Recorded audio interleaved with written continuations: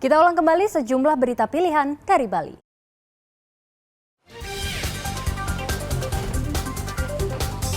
Presiden Rusia Vladimir Putin dipastikan tidak hadir pada puncak KTT G20 di Nusa Dua Bali.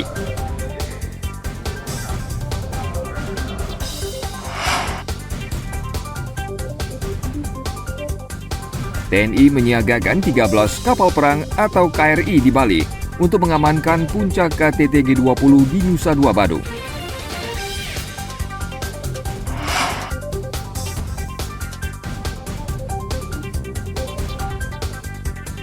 Menikmati kelezatan kuliner nasi lawar kuir di Darmes Sabe Badung.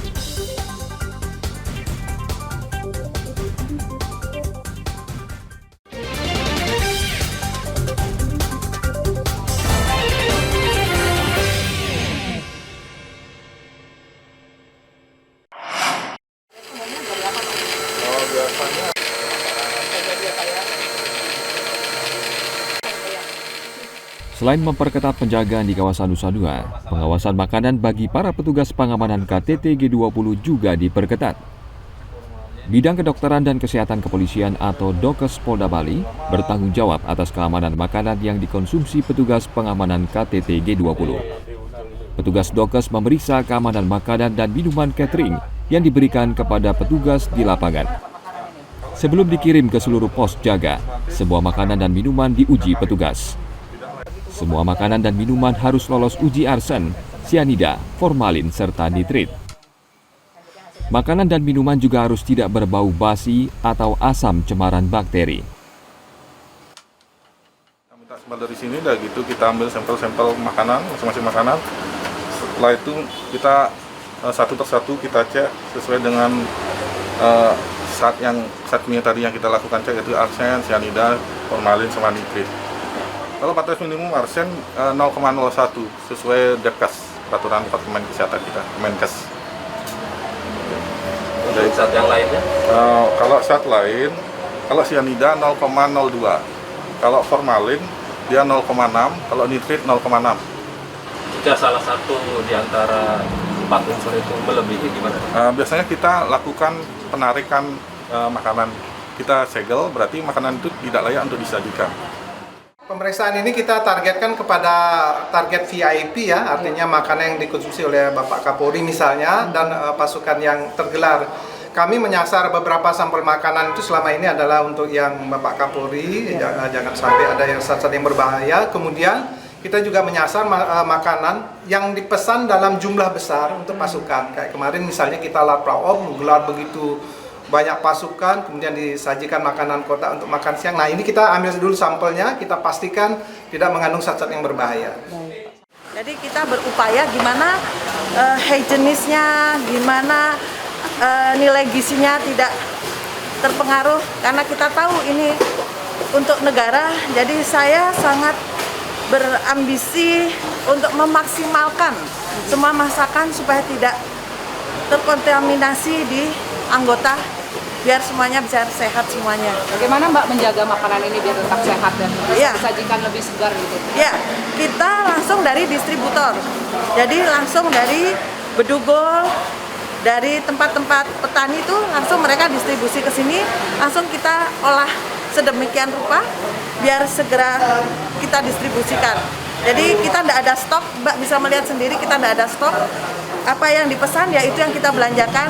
Seperti itu walaupun pagi, siang, dan sore. Tim keamanan makanan bertugas mulai 1 November hingga 17 November 2022 mendatang. Arianto Hutapea melaporkan dari Kota Denpasar.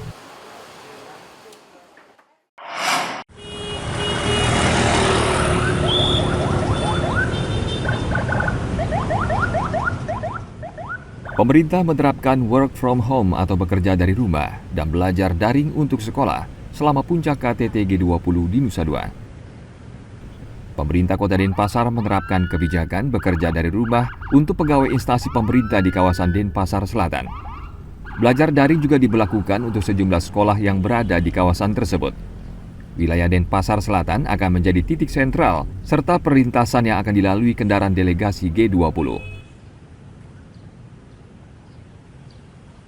tujuannya adalah bagaimana selama kegiatan ini yang puncaknya pada tanggal 15 dan 16 November ini bisa mengurangi mobilitas ataupun kegiatan masyarakat di jalan, sehingga perjalanan daripada para delegasi dari negara-negara peserta G20 ini bisa berjalan dengan lancar.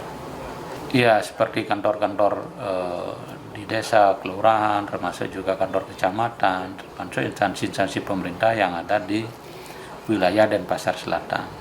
Ya, swasta ini juga tetap diimbau kepada kantor-kantor swasta untuk mengurangi atau diatur sistem kerjanya bagaimana mengurangi sehingga tidak terjadi mobilitas ataupun tingkat keramaian di jalan raya. Karena kan bagaimana pada saat pelaksanaan ini dari segi ketertiban, kelancaran lalu lintas juga diminta oleh Bapak Menko Marves ini bisa betul-betul dijaga sehingga kegiatan ini bisa berjalan dengan lancar.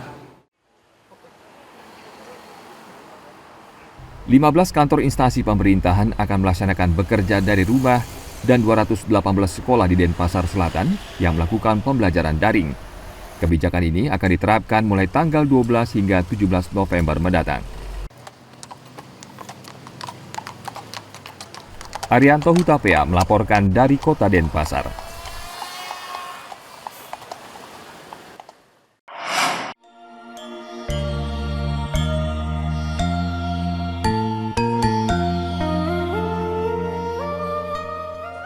Acara KTT G20 membawa berkah bagi para pelaku usaha mikro, kecil, dan menengah atau UMKM di Bali.